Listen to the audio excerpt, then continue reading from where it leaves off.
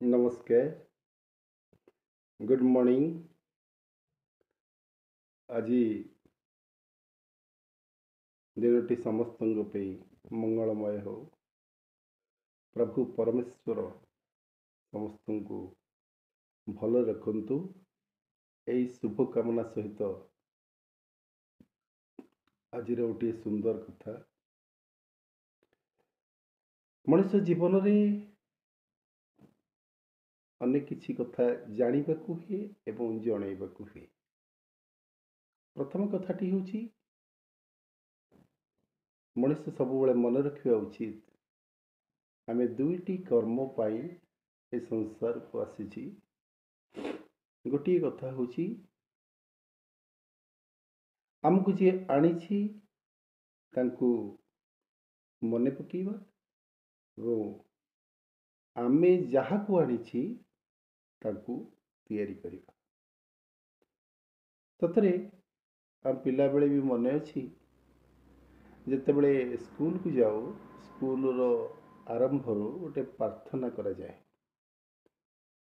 प्रार्थना रे गोटे पद समस्ते गाती सत कहवाकू किया डरबी सत कही पछे मले मरबी मते एतिकी शिखाओ साई है मोर धन जन लोड़ा नहीं। सतरे आम जो पदटा बोलू से पदटार अर्थ आम बुझी आम कर्म क्षेत्र में सेटा को उपयोग करूना। आम सत कहवाकू किया डरी बोली कहू किंतु बारंबार मिछ कहू। एमतीक आम बापा माँ होई मध्य पिला मानक आगे बेले बेले मिछ कहीदे। आजिकल छोट पिला तो जन्मरू चला से एमती समय आसो से मध्य कहे बापा आज तुम ये मिछ कहल से तुम पिला कौन कह। एआड़े प्रार्थना रे कहू मोर धन जन लोड़ा नहीं किंतु सकाळ है माने मु कहि कोठ पैसा आसो कौन कर धन जन लोड़ा अच्छी किंतु सेगुड़िक सत् मार्ग उपयोग करवा एवं पिला मानक गोटे सत् मार्ग तैयारी करवा प्रत्येक बापा माँ कर्तव्य।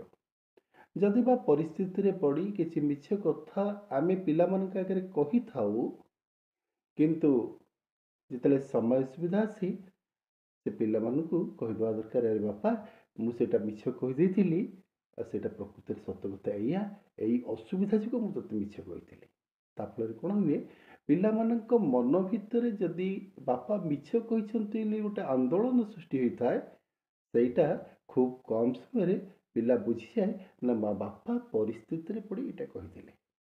तेणु समस्ते जोड़िए काम प्रति नजर दबा आमको जी आनी मन पकईवा आमे जहाँ आनी तैयारी करवा। यही दुईटी कर्तव्य नहीं आम ये संसार को आसी एवं आमे जेमिति हेले से परम पुरुष जगन्नाथ भगवान ईश्वर जी आमको आनी जिते समय पाइबा टे डाकिबा एवं आमे जहाँ को आनी बड़ मनीष नुह गोटे भल मनीष कर तैयारी करवा।